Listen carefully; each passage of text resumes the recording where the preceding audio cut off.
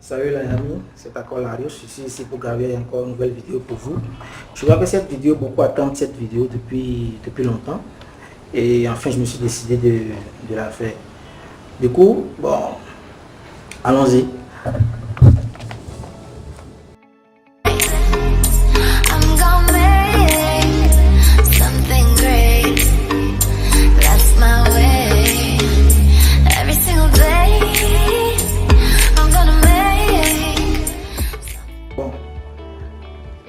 Cette vidéo, comme je l'ai dit depuis le début, c'est une série de vidéos que je suis en train de faire à propos de CP bras, de PEG et tout ça. Donc, celle-là ne sera pas différente. Elle portera sur on appelle vos démarches à suivre quand vous serez déjà au Brésil. Ouais. Donc, j'ai fait aussi une petite liste pour ne pas me perdre dans la vidéo, parce que c'est beaucoup de choses à dire. Donc, on ne peut pas seulement se baser sur la mémoire, parce que parfois la mémoire fait défaut. Donc je garde ma liste et je commence avec vous. Alors, premièrement, avant d'arriver au Brésil, je crois que déjà l'aéroport, bon, dans certaines villes, à l'aéroport, la police fédérale se retrouve à l'aéroport, dans certaines villes, ça dépend. À Salvador par exemple, c'est à l'aéroport. À Maceió ici, ce n'est pas l'aéroport, c'est ailleurs. Donc, la première chose à faire, quand vous venez dans une ville, vous devez passer à la police fédérale pour annoncer votre venue. Vous voyez, pour annoncer que vous êtes venu dans le pays, vous êtes dans le territoire. Ouais. Donc, je vous avais demandé dans la vidéo précédente de venir avec beaucoup d'argent. L'argent vous servirait à faire quoi? L'argent vous servirait à faire votre CPF, qui est un numéro d'identification que vous devez utiliser, que tout le monde a au Brésil, c'est normal. Ce qu'on n'a pas au pays. Ouais. Donc, vous allez faire votre CPF, vous allez faire votre carte d'identité. Ouais. Donc, il vous faut de l'argent pour faire ces choses-là. Et ce sont les grands frères qui vont vous recevoir, qui vont vous aider à faire ce genre de choses. Vous voyez un peu. Aussi, j'ai demandé à ce que vous veniez avec beaucoup d'argent. Aussi parce que dans un second temps, vous aurez besoin d'argent pour assurer votre logement, votre loyer et autres. Vous voyez, dans les premiers mois, tout ça. Donc, si certains grands frères vous avez déjà demandé d'envoyer l'argent et que vous aviez envoyé cet argent-là, l'argent aurait servi pour vous louer l'appartement ou bien une maison pour garantir cette maison ou cet appartement. Ouais. Donc, l'argent servirait à ce genre de trucs. Et à votre arrivée aussi, bon, quand vous avez des sorties, vos petites sorties, tout ça, l'argent servira à ce genre de trucs. Ouais. Donc, c'est ça. Dans un autre point, je vous parlerai de comment... Donc, déjà, vous êtes venu, vous êtes allé, vous êtes venu, vous avez fait votre CPF, vous avez votre identité, vous avez un logement, maintenant vous avez une maison, tout ça, vous avez un tout à tout. Maintenant, qu'est-ce qu'il vous faut? Il vous faut apprendre le portugais, parce qu'au Brésil, c'est le portugais qui est la langue officielle, qui est la seule langue officielle d'abord, la seule langue qui est au Brésil, et qui est parlée. D'accord? Donc, et pour apprendre le portugais, mon vrai, la première fois que je suis venu au Brésil, j'ai eu contact avec le portugais. Bon, c'était du chinois pour moi, hein. Je ne comprenais pratiquement rien. Vous voyez, je ne comprenais pratiquement rien. Donc, il faut faire beaucoup d'efforts. Ce que moi je vous conseille vivement, hein, de faire, surtout pour les garçons. Surtout pour les garçons. C'est là que ça devient intéressant. Parce que les garçons doivent faire quoi? Trouvez-vous des petites copines. D'accord? Trouvez-vous des petites copines qui vont vous aider à apprendre le portugais. Donc à force de pratiquer, et ça va beaucoup vous aider à apprendre la langue. Ça devient plus facile quoi. Et aussi il faut beaucoup sortir. Hein? Vous voyez les sorties, les filles aussi. Les filles, il faut beaucoup sortir aussi. Maintenant, les filles, je peux pas vous dire de trouver des gars, des garçons, tout ça là. Je ne peux rien vous dire. Ouais, je ne peux pas dire ça aux filles. Il y a beaucoup parce que d'abord la culture est différente et les Brésiliens ont leur manière de draguer qui est un peu une manière un peu brusque et un peu que nos femmes n'aiment pas. Ouais. Donc c'est un peu difficile pour les femmes de trouver petits gars cela. Bon, il y en a quelques-uns qui en trouvent. La majorité n'en trouvent pas. C'est un peu difficile pour eux. Ouais. Donc les filles, je vous dis simplement, faites-vous des amis, des copines brésiliennes. Faites beaucoup d'amis et il faut beaucoup converser, il faut beaucoup parler, c'est le plus important. C'est le plus important. Et quand je parle de copines pour les garçons, je vais vous dire, les Brésiliennes aiment le sexe. Ouais. Les deuxièmes le cessent. Et c'est que ça va brûler beaucoup de choses. Mais c'est pour ça. Donc quand elles aiment surtout les étrangers, quand vous êtes noir là, ouais, elles disent ah les gars, les gars, oui. Voilà, quand ils disent les gars là, top. Donc je vais ouvrir une parenthèse rapidement pour vous dire à propos de relations entre filles et garçons. C'est très difficile d'avoir une amitié entre filles et garçons. Parce que souvent quand on voit deux personnes, filles et garçons ensemble, automatiquement on se dit bon, il y a une relation entre ces deux-là, genre une relation de sexe ou bien. Et quand il s'agit seulement de sexe, ça veut dire déjà dès le début de la relation, ça se fixe entre les deux, quoi. Elles sont claires dessus. On est ensemble pour le sexe. Soit on est ensemble pour l'amour, petite copine, petite amie pour de vrai, quoi. Ouais. Donc c'est ça. Et quand ils disent, si c'est seulement pour le sexe là, ils appellent ça fika. Quand ils disent vraiment fika, ça veut dire, c'est, vous comprenez quoi, c'est le sexe comme frère, c'est le sexe. C'est comme ça. Donc, quand ils disent pas fika, quand ils disent namora, ça veut dire que c'est plus sérieux. Ouais. Donc, elles vont même jusqu'à vous présenter à leurs parents, ça là, c'est la culture, c'est comme ça fonctionne. D'accord? Donc, c'est ça quoi. Ouais. Donc, je fais rapidement cette parenthèse et je continue. Alors, et c'est sûr que beaucoup vont aimer, beaucoup ont aimé la pratique qui vient de passer là. Beaucoup ont aimé. Donc, je continue. Un autre point, possibilité de job. Et s'il est permis de vivre normalement au Brésil, si un étudiant, une petite question, parce que je me rappelle, il y a comment il s'appelle, je me sens un peu difficile d'appeler, hein.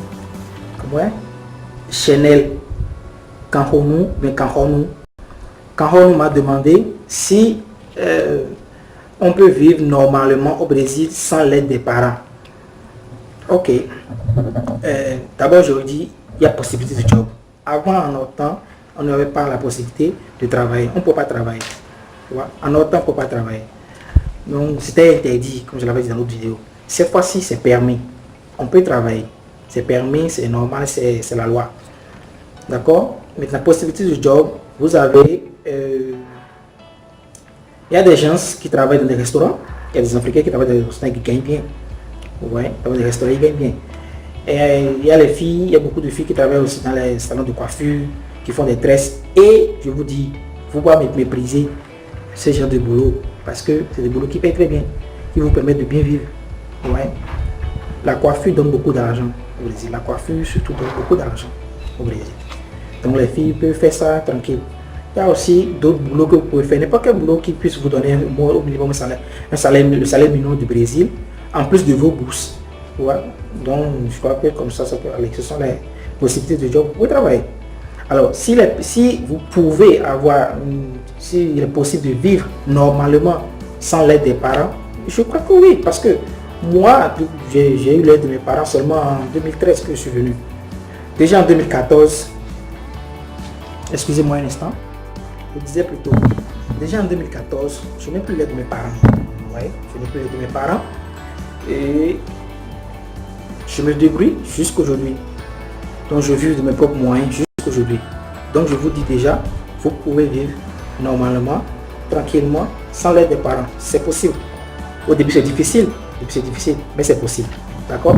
Donc, Kanhonou, j'ai répondu à ta question. La question suivante maintenant. Le point suivant c'est le CLP Bras. Je me rappelle que c'est Théodore Ligan qui m'a posé cette question-là, qui a donné à ce que je parle sur le CLP Bras. Le CLP Bras d'abord c'est une épreuve de langue que vous faites à la fin de votre truc là, des cours de langue que vous faites. Normalement c'est payé, mais comme vous faites partie d'un programme, on ne vous fait pas payer. D'accord? On ne vous fait pas payer. Donc, CLP Bras se déroule en deux étapes. Il y a une partie écrite et il y a une autre partie qui est orale. D'accord? La première partie qui est écrite, c'est du 3 heures de temps total. D'accord? Elle est divisée en 3 étapes. C'est-à-dire, vous allez là-bas, vous vous asseyez dans la salle, le jour de l'examen, vous vous asseyez, on vous donne un petit papier sur lequel vous devez faire. C'est une épreuve de rédaction, c'est rédaction, hein? C'est rédaction. Donc vous faites vos rédactions et tout ça, vos rédactions. Premièrement, vous passez l'audio, On vous passe l'audio, vous écoutez l'audio, à partir de l'audio, là, on vous pose des questions que vous répondez.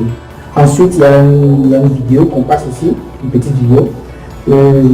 Vous écoutez attentivement.